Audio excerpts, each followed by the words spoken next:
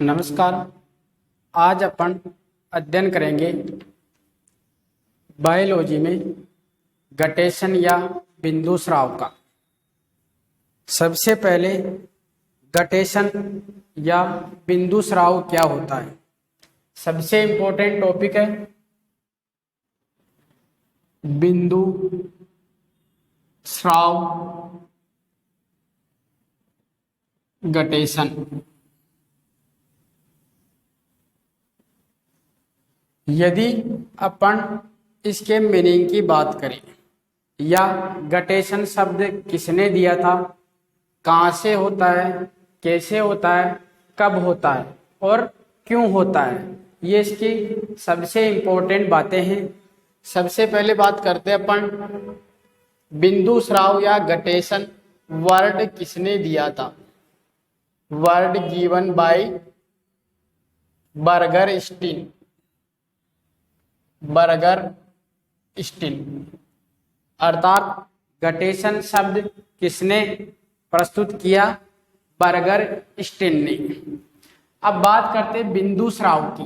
बिंदु स्राव क्या होता है, यदि अपन इसको विभाजित करें, बिंदु यानी क्या हो गया, जल की बूंदे, पानी की बूंदे, और स्राव यानी स्रावित होना या बहना। तो क्या होगा, बिंदु यानी जल की बूंद, स्राव यानी बहना। अर्थात क्या हो गया, जल की बूंदों का बहना या बाहर निकलना, वो प्रक्रिया क्या हो जाती है, बिंदु स्राव या गटेशन। इसको और अपन अच्छी तरीके से डिफाइन करना चाहिए। तो कैसे कर सकते हैं, पादप के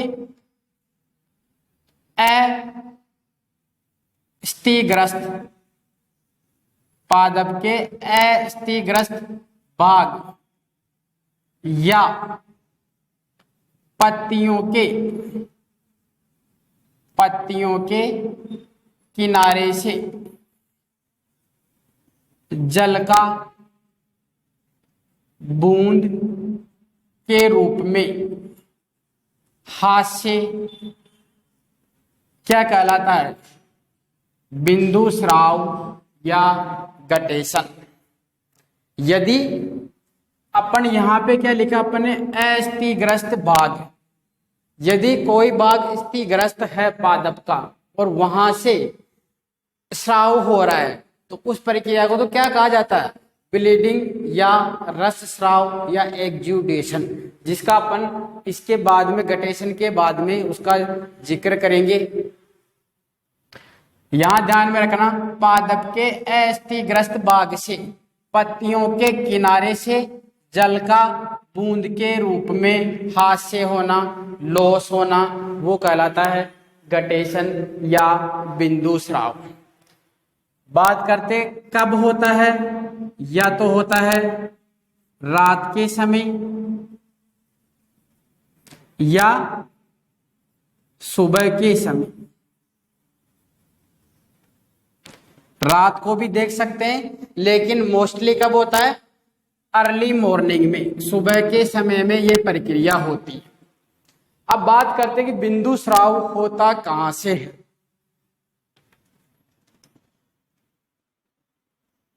ये है अपने कोई एक लीफ,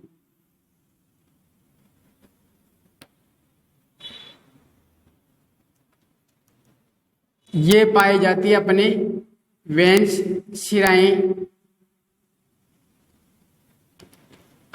अब जो ये शिराएं होती है पत्ती के किनारे पे, जहां ये खत्म हो रही है, यहां पे क्या पाए जाते हैं, एक विशेष प्रकार की रंध्र की संरचना पाई जाती है, जिसको क्या कहा जाता है, जल रंध्र या हाइड्रोथोड।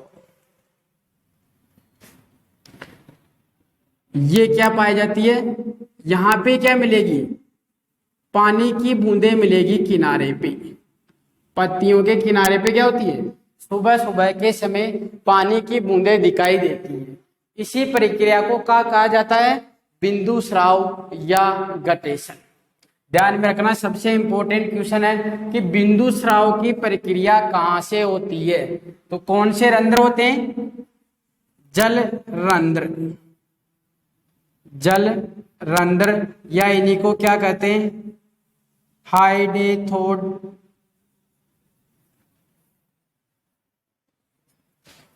एक विशेष प्रकार की संरचना होती है जो कहां पाई जाती है? केवल पत्तियों के किनारों पर, सिरों के अंत में क्या मिलती है?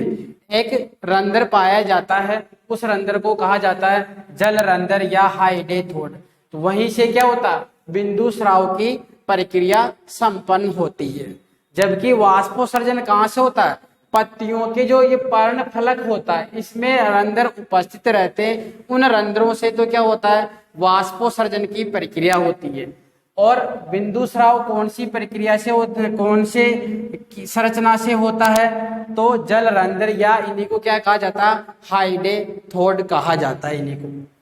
बात करते हैं जल रंध्र कब होता है? जल रंध्र क्या होते हैं? Always open. जल रंध्रों की विशेषता क्या होती है? जल रंध्र हमेशा खुले हुए रहते हैं। जबकि रंध्र क्या होते थे? रंध्र दिन के समय में खुलते थे और रात के समय क्या होते? बंद हो जाते अधिकांश पादपों में। लेकिन जल रंध्र सभी पादपों में क्या होते हैं? हमेशा खुले हुए रहते हैं। तो ये भी सबसे इंपॉर्टेंट क्वेश्चन है कि जल रंध्र कब खुलते हैं या कब बंद होते हैं? तो हमेशा क्या रहेंगे? खुले हुए रहेंगे, हमेशा ओपन रहेंगे। पूछ लिया जाए बिंदु स्राव की प्रक्रिया कौन से पादपों से होती है?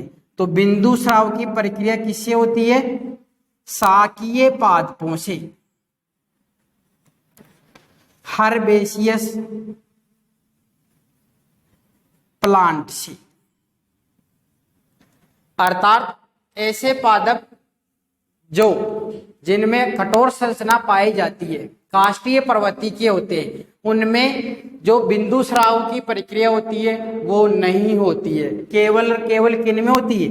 शाकीय पादपों में यह प्रक्रिया होती है, हर्बेशियस प्लांट में यह प्रक्रिया होती है। जैसे अपन उदाहरण टमाटर, आलू, अरबी, ब्रायोफाइलम, कोलोकेशिया,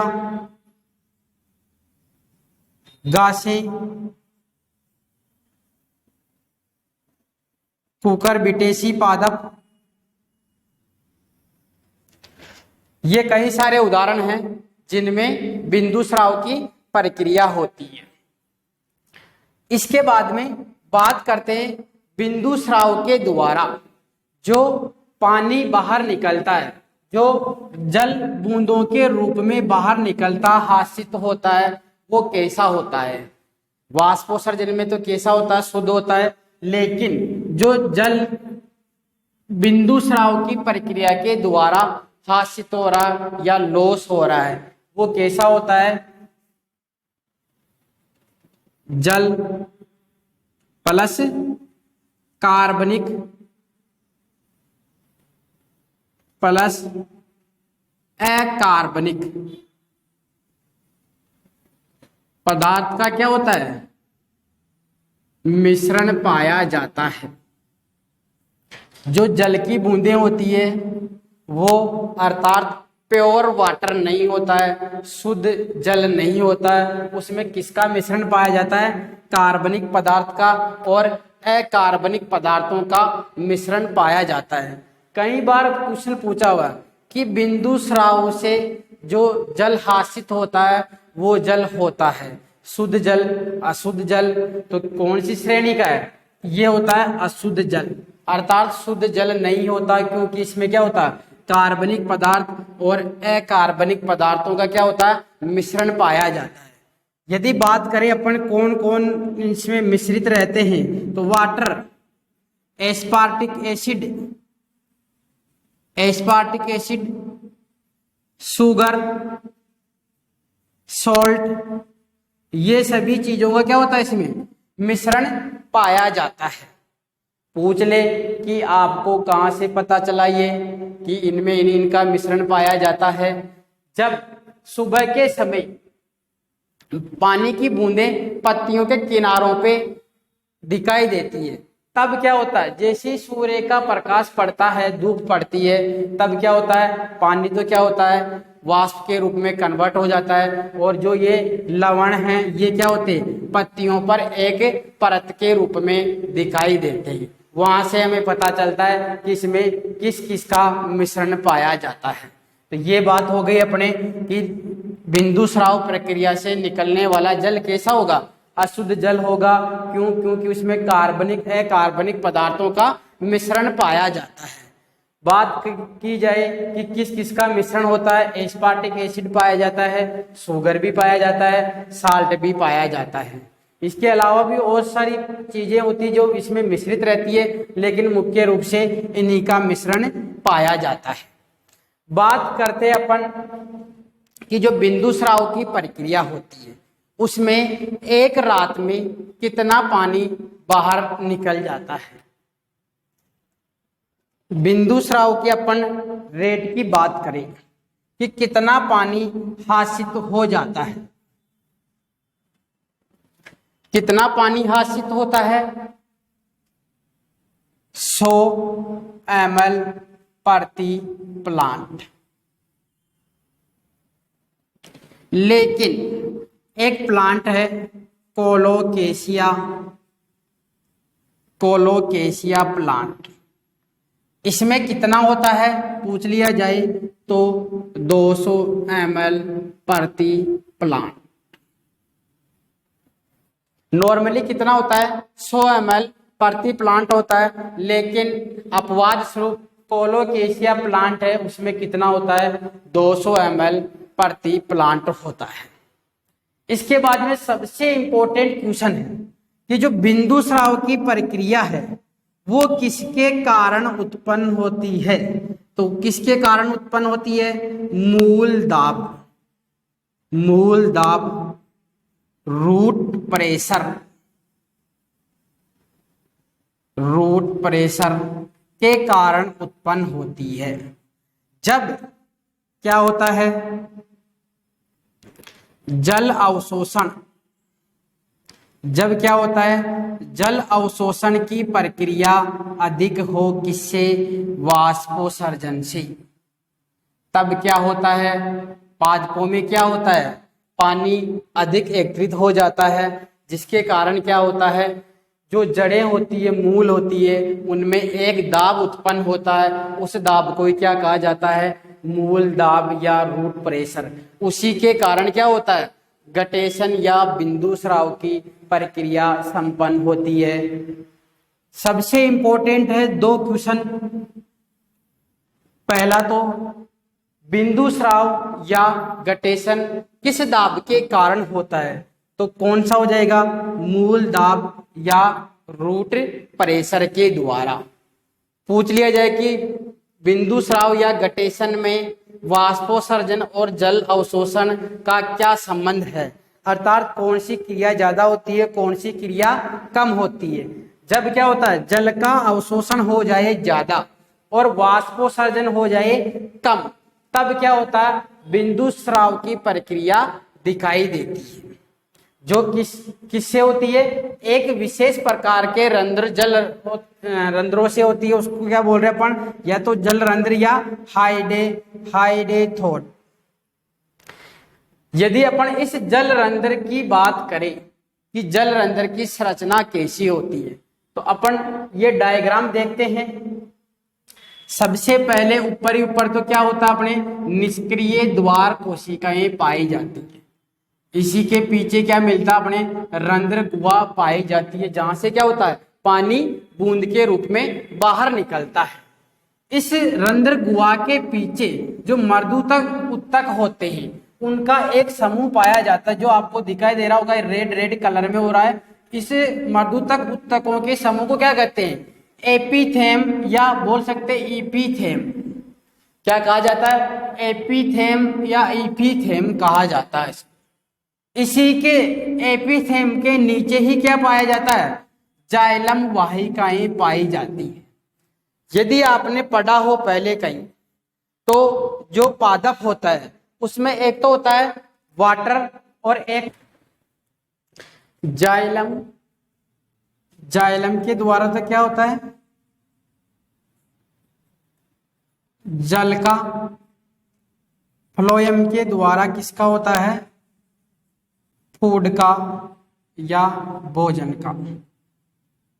जल का स्थानांतरण या ट्रांसपोर्टेशन तो किसके द्वारा हो रहा है, जाइलम के द्वारा, और भोजन का किसके द्वारा हो रहा है, फ्लोएम के द्वारा।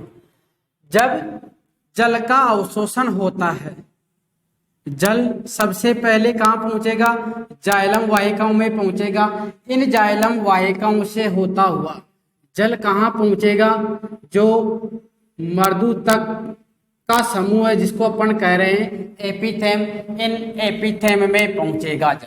जब ये एपिथेम पूर्ण रूप से संतृप्त हो जाते हैं, सेचुरेटेड हो जाते हैं, तब यहाँ से ये जल कहाँ पहुंच जाता है, रंध्र गुहा में। और रंध्र गुहा से कहाँ पहुंच जाता है, किनारों पे बूंद के रूप में आ जाता है।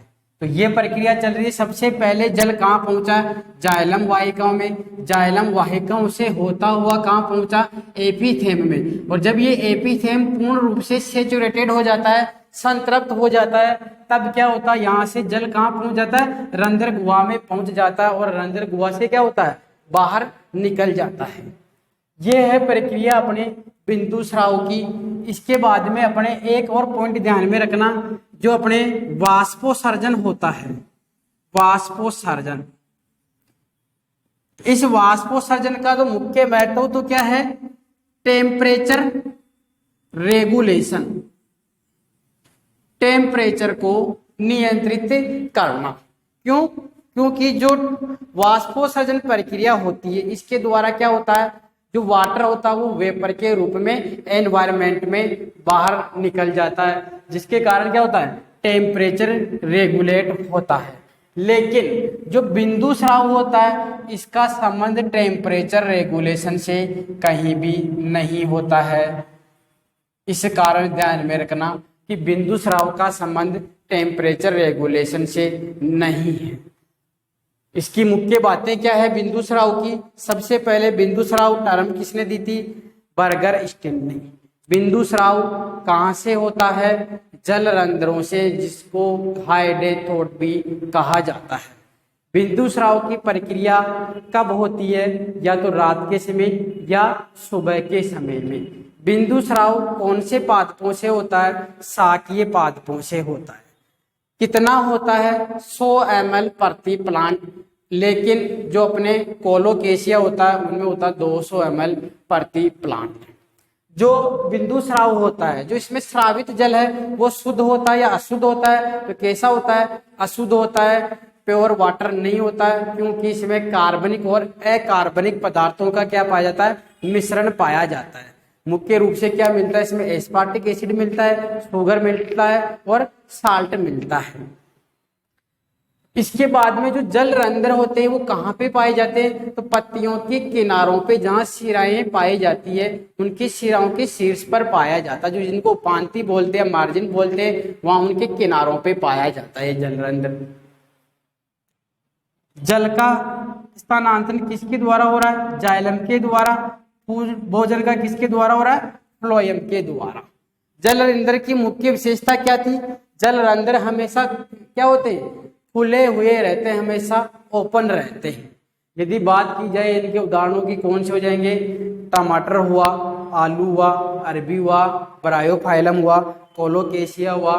ये सभी प्लांट कैसे होते हैं, शाकीय प्रवृत्ति के होते हैं, जिनमें क्या होती है, बिंदु स्राव या गटेशन प्रक्रिया संपन्न होती है।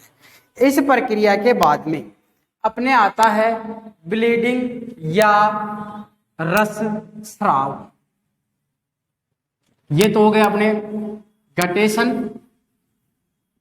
इसके बाद में आता अपने रस स्राव,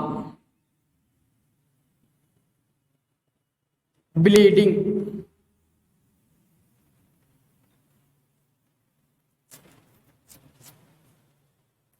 रस स्राव क्या होता है, पादप के पादप के क्षतिग्रस्त भाग से रस का स्राव या रस का स्रावित होना क्या कहलाता है? रस स्राव। जब अस्थिग्रस्त भाग से होता है तब तो क्या कहा जाता है उसको? गटेशन या बिंदु स्राव कहा जाता है। और जब अस्थिग्रस्त भाग से होता है तब उसको क्या कहा जाता है? रस स्राव या ब्लीडिंग। इसका मुख्य कारण क्या है? मूल दाब, रूट प्रेशर। किस दाब के कारण होता है? तो मूल दाब या रूट प्रेशर के द्वारा रस स्राव की प्रक्रिया संपन्न होती। जब पादप में जाइलम वाहिकाएं स्थिग्रस्त हो जाती है तब क्या होता है? पानी का स्राव होता है। उसी को क्या बोल रहे हैं अपन? रस स्राव या ब्लीडिंग की प्रक्रिया। जैसे आपने देखा होगा अपने भी कई बार चोट लग जाती है तब क्या होता है? अपने जो ब्लड होता है वो बाहर निकलने लगता है, तो उसी प्रक्रिया को अपन क्या बोलते हैं? ब्लीडिंग। ऐसे जो पादप होते हैं उनमें भी कई बार चोट लग जाती है तो वहां से क्या होता है? रस बाहर निकलने लगता है, तो उसी को क्या कहते हैं अपन? रस स्राव। सबसे ज्यादा किसमें होता है ये? टोडी पाम, जो ताड़ का वृक्ष आता है उस प्लांट में सबसे ज्यादा रस स्राव होता है। इसके अलावा आपने देखा होगा अफीम, अफीम में प्रक्रिया होती है लॉन्चिंग। अफीम का फल कौन सा होता है? कैप्सूल। कैप्सूल, इस कैप्सूल पे क्या होते हैं? लेटेक्स प्राप्त करने के लिए क्या होते हैं? जो अम्ल, जिसको अपन अम्ल बोलते हैं, उस अम्ल को प्राप्त करने के लिए क्या होते हैं? चीरे लगाए जाते हैं। उस चीरे लगाने की प्रक्रिया को तो क्या कहा जाता है? लांचिंग। यहाँ से सफेद दूध जैसा पदार्थ लिक्विड प्राप्त होता है जिसको सुखा कर बाद में क्या बनाया जाता है? अम्ल बनाया जाता है। तो जो अफीम में जो अपन अम्ल प्राप्त कर रहे हैं ये भी कौन सी प्रक्रिया हो जाती है? रस स्राव या ब्लीडिंग। या आपने देखा होगा रबर में, जो रबर का पादप होता है उसमें लेटेक्स प्राप्त करते हैं अपन, वो लेटेक्स भी कौन सी प्रक्रिया के द्वारा होता है? रस स्राव या ब्लीडिंग प्रक्रिया के द्वारा। तो ये आज का अपना टॉपिक है बिंदु स्राव और रस स्राव। यदि आपको इस टॉपिक में कोई कंफ्यूजन हो, आपको क्वेश्चन पूछना हो तो आप कमेंट बॉक्स में जाके आपका क्वेश्चन पूछ सकते हो। Thank you.